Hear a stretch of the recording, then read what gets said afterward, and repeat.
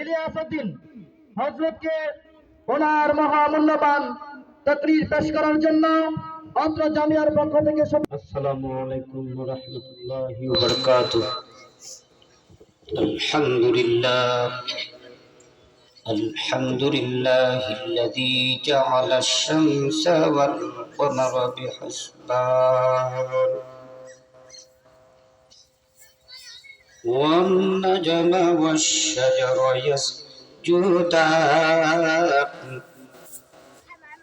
وفضل زمانا على زمان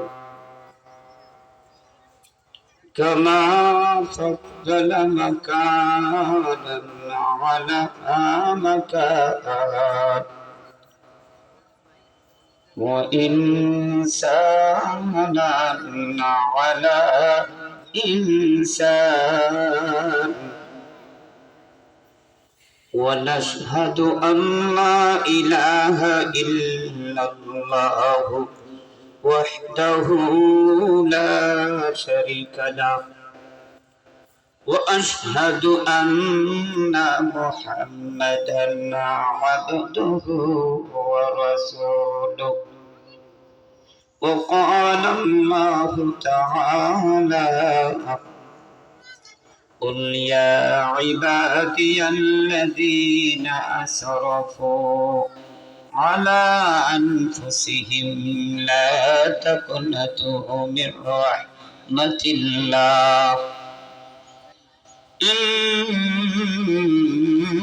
الله يغفر الذنوب جميعا إنه هو الغفور الرحيم وقال رسول الله صلى الله عليه وسلم القبر روضة من رياض الجنة أو حفرة من حفر النار أو كما قال النبي صلى الله عليه وسلم إن الله وملائكته يصلون على النبي يا أيها الذين آمنوا صلوا عليه وسلموا تسليما اللهم صل على محمد وعلى آل محمد كما صليت على إبراهيم وعلى آل إبراهيم إنك حميد مجيد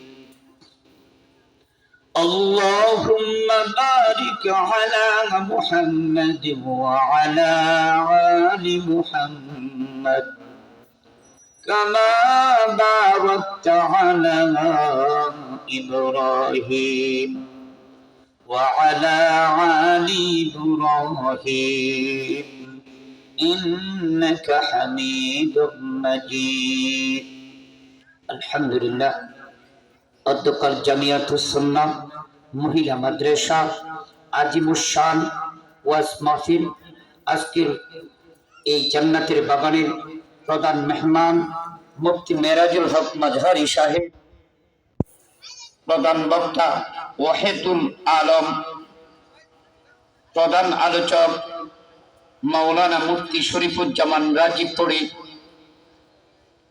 বিশেষ বক্তা মুফতি মিজানুর রহমান আমিনী সাহেব, আরো অন্যান্য উলামায়ে কেরামগণ আজকের এই জান্নাতের বাগানে তাশরীফ আনবেন।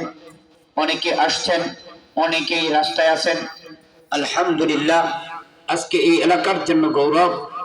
আজকে এই গৌরব জান্নাতের বাগানে আমরা আসতে পেরেছি, বসতে পেরেছি এবং শোনার জন্য আল্লাহ যেন আমাদের শোনা এবং আমল করার তৌফিক দান করেন। সকলে বলি আমিন। আলহামদুলিল্লাহ, আল্লাহ পাকের লাখ কোটি শুকরিয়া।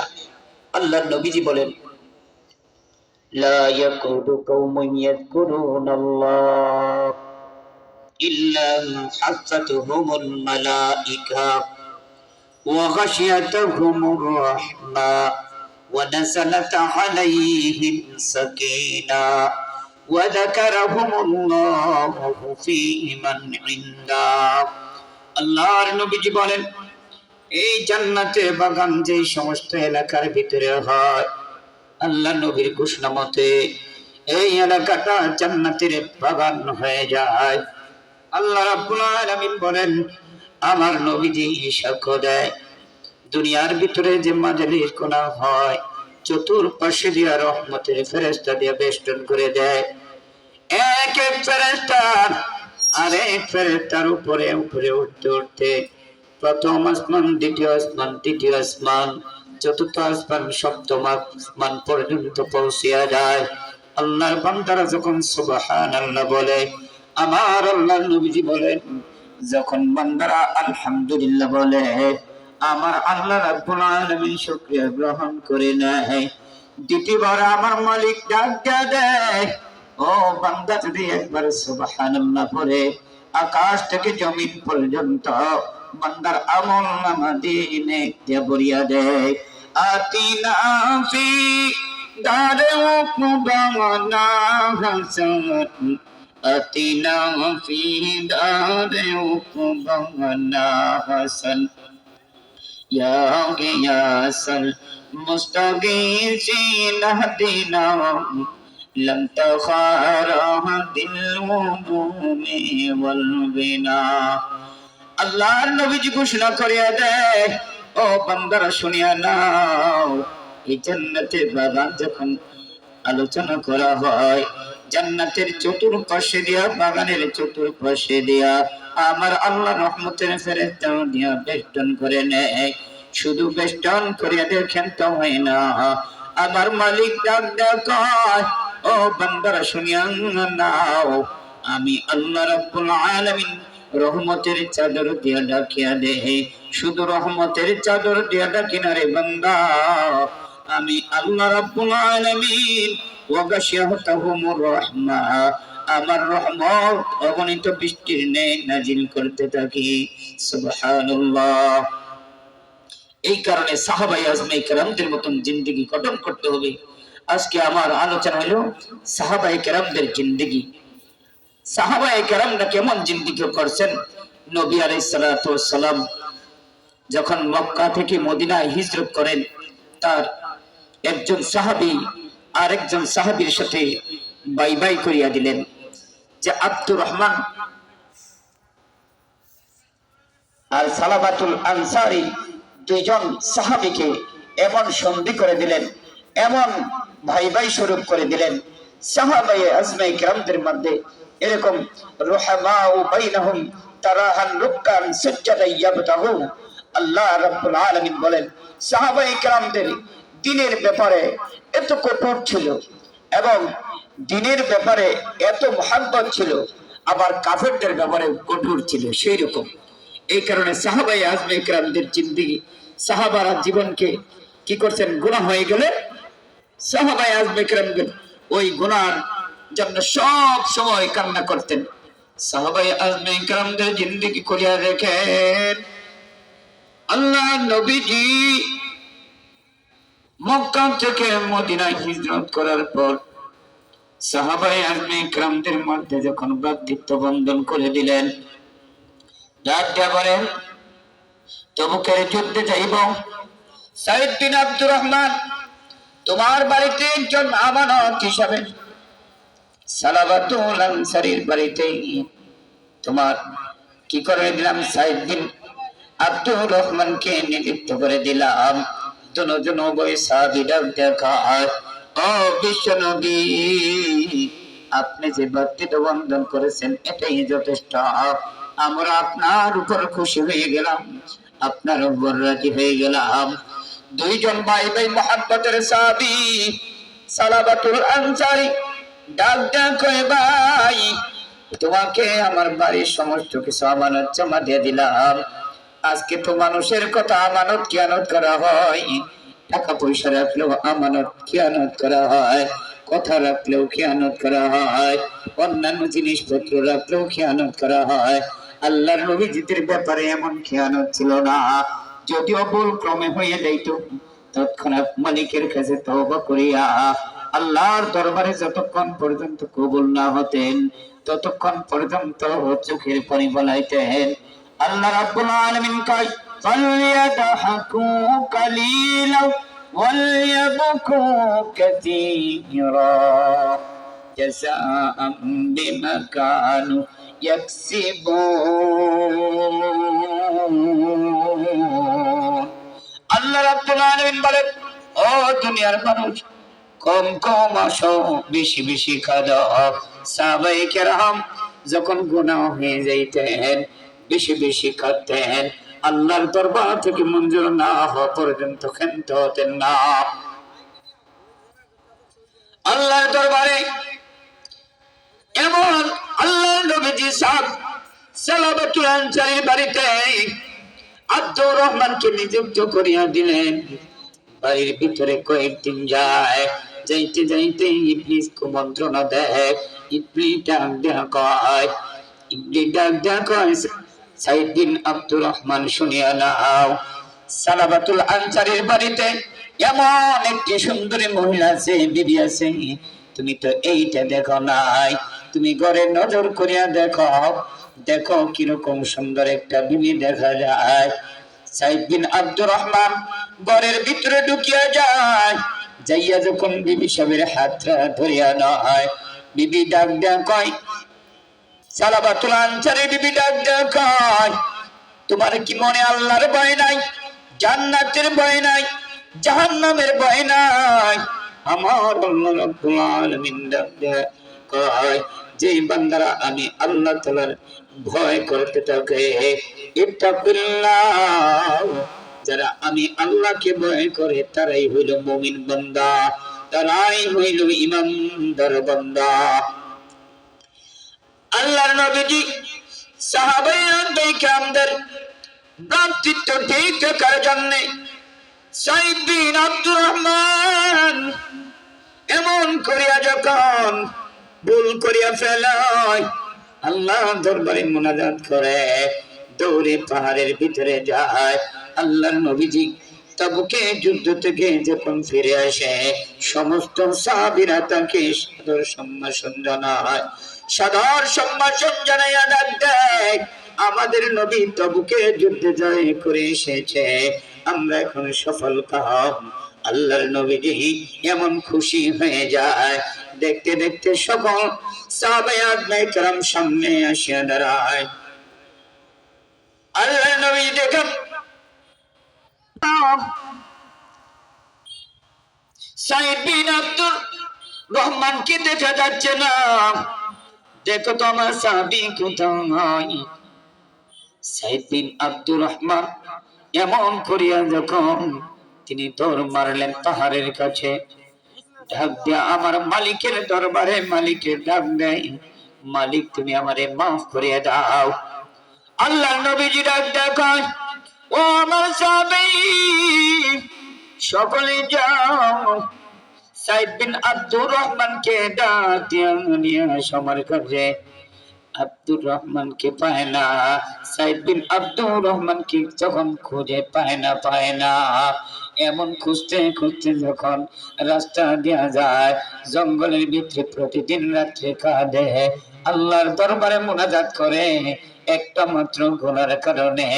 আর এই জামানার ভিতরে কত গুনাহ মানুষ করে, কিন্তু আমার মালিকের দরবারে তওবা করার সুযোগ নাই।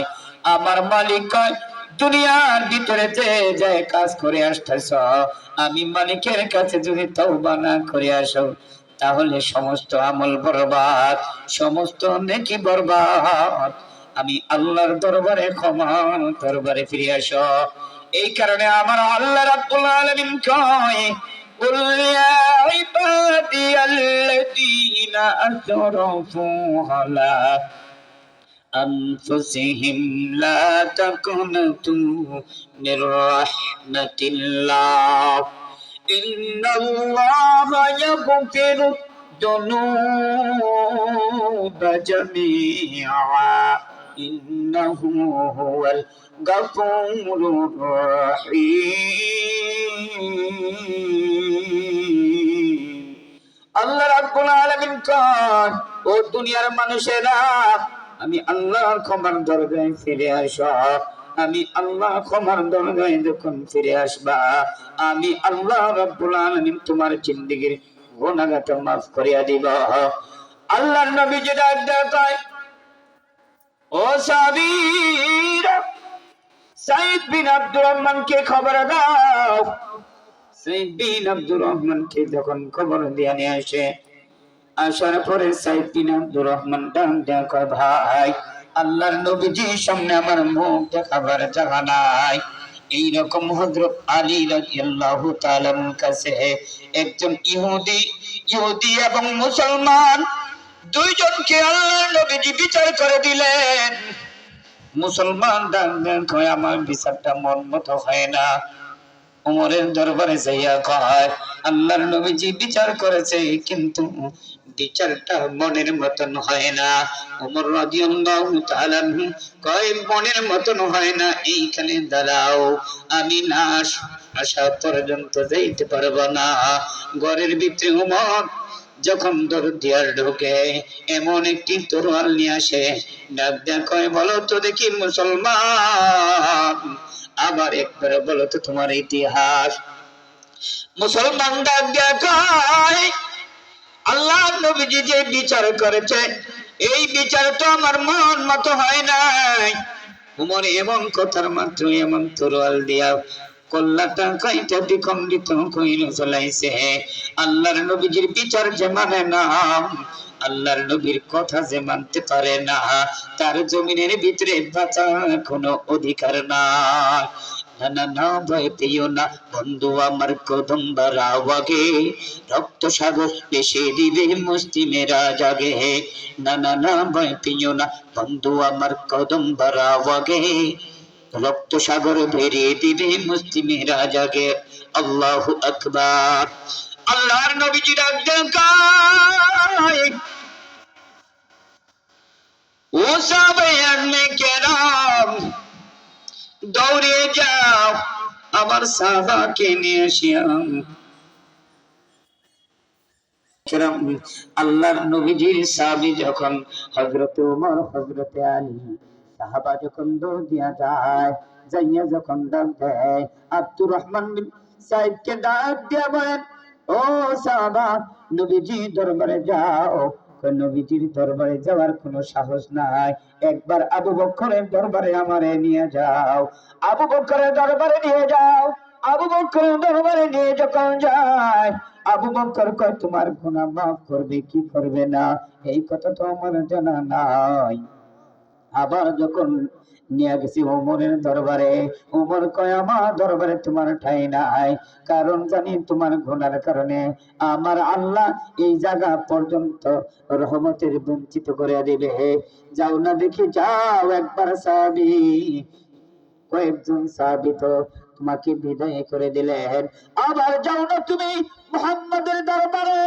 মুহাম্মাদের দরবারে যায় সাইদ বিন আব্দুর রহমান, যাওয়ার পর ডাক দেয়া কয়, ওগো নবীজি, ভুল করে ফেলেছি, আমাকে মাফ করে দেন। আল্লাহ যেন আমাকে মাফ করে দেয়। আমার ভুলের ক্ষমা কি আমার আল্লাহ করবে কিনা? নবীজি কয়, না, তোমার ভুলের ক্ষমা আল্লাহ করবে না, এই মুহূর্তে তুমি আমার দরবার থেকে চলে যাও। ডাক দেখায়, আমি তো দরবারে থাকতে পারবো না। দৌড় দিয়ে পারে নিচে 40 দিন কাটিয়া দেয়। আমার আল্লাহ রাব্বুল আলামিন কয়, ও বিশ্ব নবী, জিবরাইলের মাধ্যমে জানাইয়া দেয়, ও জিবরাইল, যাও আমার বন্ধুর কাছে সংবাদ পৌঁছে দাও, আকাশটা কে বানাইছে, জমিনটা কে বানাইছে। আল্লাহর নবীজি কয়, ও জিবরাইল, আসমান তো বানাইছে আমার আল্লাহ, জমিন বানাইছে আমার আল্লাহ, এই তো আমার বানানোর কোনো কথা নাই। তাহলে যদি আল্লাহ বানাইয়া দেয়, তাহলে তুমি তোমার সাহাবীকে কেন ভাগাইয়া দিলা?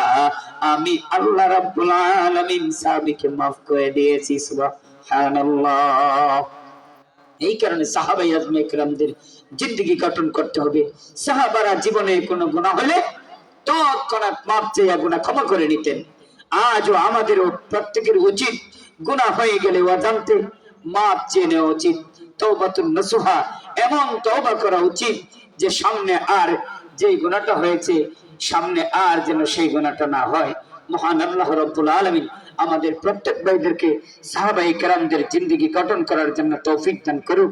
সকলে বলি আমিন। ওয়া আখিরু দাওয়ানা আলহামদুলিল্লাহি রাব্বিল আলামিন। আসসালামু আলাইকুম ওয়া রাহমাতুল্লাহি ওয়া বারাকাতুহু।